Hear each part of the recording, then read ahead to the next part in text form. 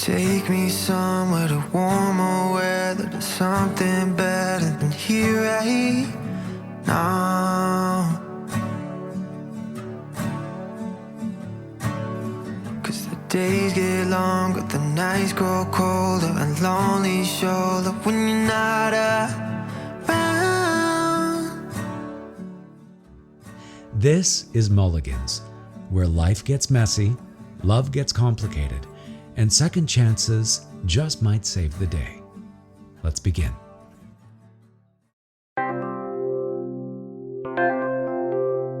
Chapter 19. Stacy, Tyler, and Birdie pulled their suitcases out of the car and dragged them into the lake house. The journey had exhausted Stacy. Perhaps more specifically, her mother had exhausted her, and she was quite ready to sink into the comfort of her own home. "Birdie, start unpacking your things, please, and I'll be in to help you in a minute," she instructed her daughter, already heading through the living room to her own bedroom. She glanced at the carton of ice cream on the table and shook her head, noticing it had begun to melt out of the bottom of the box. Noting the second spoon, she smiled to herself. At least Nathan had taken her advice and fed the boy, albeit perhaps not what she would have chosen. Stacy set her suitcase on the bed and began unpacking just as Nathan emerged from their washroom with a towel around his waist and another drying his hair. "You're back early."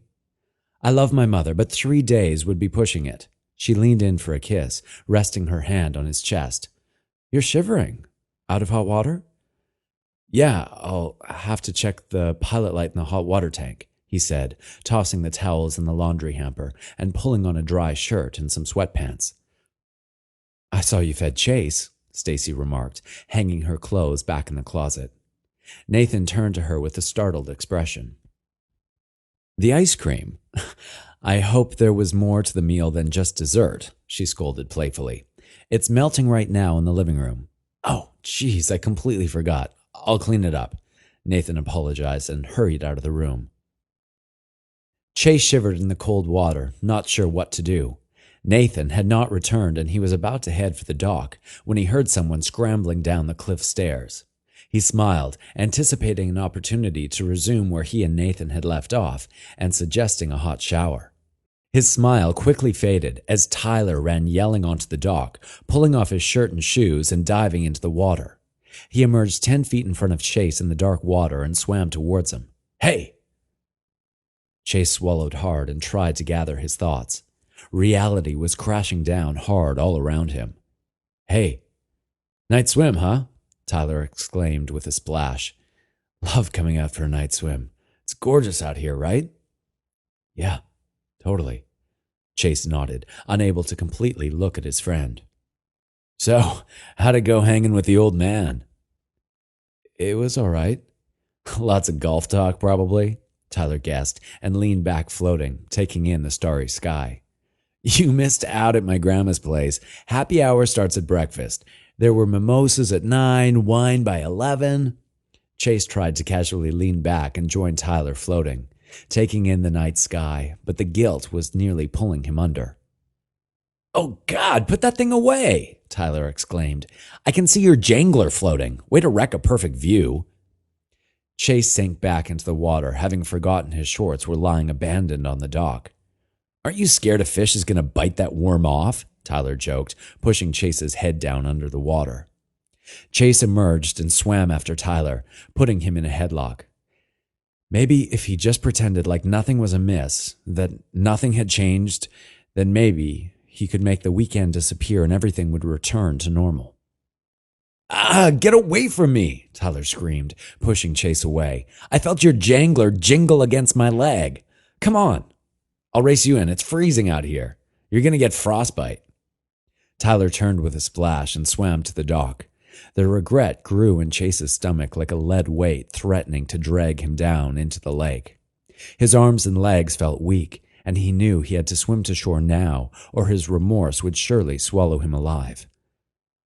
"Oh God, what did I do?" he whispered. And that's a wrap on this chapter of Mulligans. I hope you enjoyed it as much as I did, and that it got you thinking about the complex relationships we all navigate, the ones that challenge us, change us, and ultimately shape who we become. If this chapter spoke to you, or if you're reflecting on the big questions of love, family, or second chances, I'd love to hear from you. Drop a comment below or hit me up on social. Whether you're pondering Tyler's journey, Chase's emerging sexuality, Nathan's dilemma, or Stacy's challenges, or just want to share your own thoughts, I'm here for it all. Don't forget, if you're craving more, you can grab your very own copy of Mulligans. The paperback, ebook, and audiobook are available with links in the show notes. And if you haven't already, please hit that subscribe button so you won't miss the next chapter. Trust me, things are about to get even more interesting, and I can't wait to share it with you. Until next time, remember, second chances are just around the corner, and love can always find a way, no matter how messy it gets. Keep dreaming big and loving boldly. Thanks for listening, and I'll catch you in the next chapter of Mulligans. Take me somewhere to warmer weather, to something better than here right now. 'Cause the days get longer, the nights grow colder, a lonely shoulder when you're not around.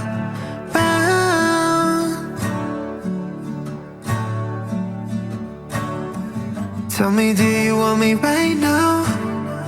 I don't wanna wait to find out.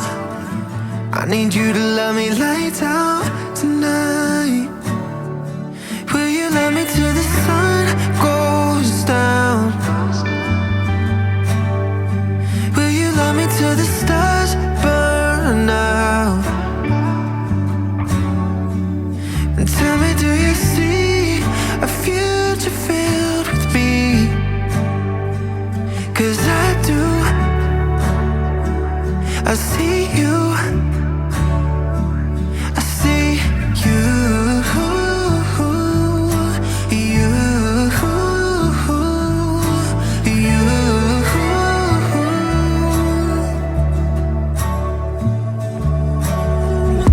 14 hours or 14 days, yeah, it feels